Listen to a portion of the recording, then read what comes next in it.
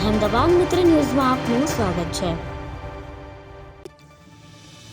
રાજકોટ મહાનગરપાલિકાની ચૂંટણીને હવે ગણતરીના દિવસો જ બાકી રહ્યા છે, ત્યારે ભાજપના પૂર્વ કોર્પોરેટરનો કથિત લાંચની માંગણી કરતો વિડીયો સોશિયલ મીડિયામાં વાયરલ થતાં ખળભળાટ મચ્યો છે।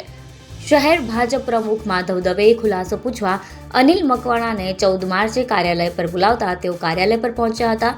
પ્રમુખ દ્વારા 3 દિવસમાં ખુલાસો કરવા સૂચના આપવામાં આવી છે।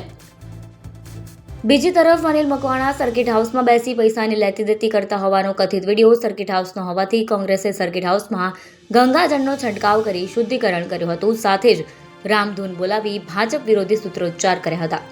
આ સમયે પોલીસે તમામ કાર્યકર્તાઓની ટીંગાટોળી સાથે અટકાયત કરી હતી। એનએસયુઆઈના પૂર્વ પ્રમુખ અને કોંગ્રેસના નેતા આદિત્યસિંહ ગોહિલે જણાવ્યું કે છેલ્લા 2-3 દિવસથી રાજકોટની જનતામાં અને મીડિયા દ્વારા ભાજપના પૂર્વ નગરસેવક અનિલ મકવાણા જે રીતે સામાન્ય નાગરિકો પાસેથી પ્લાન કમ્પ્લીશન અને ખોટા બાંધકામના નામે 3 લાખ 4 લાખ અને તેમાંથી 1.5 લાખ રૂપિયા લેવાની વાતો કરી રહ્યા છે, તે ગંભીર બાબત છે। સર્કિટ હાઉસના ટેબલ ઉપરથી એવું કહેવામાં આવે છે કે કોન્ફરન્સ રૂમ ખોલી આપો, આ અમારું સર્કિટ હાઉસ છે અને અમારે અહીં બેસવાનું જ હોય।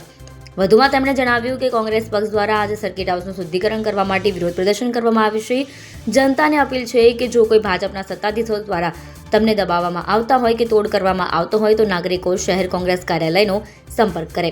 કોંગ્રેસ તેમને ન્યાય અપાવવાનું કામ કરશે। અહેમદાબાદ મિત્ર ન્યૂઝની યુટ્યુબ ચેનલને સબસ્ક્રાઇબ કરો અને બેલ આઇકોન જરૂરથી દબાવો, જેથી દરેક મહત્વના વિડીયોની નોટિફિકેશન તમને મળતી રહે।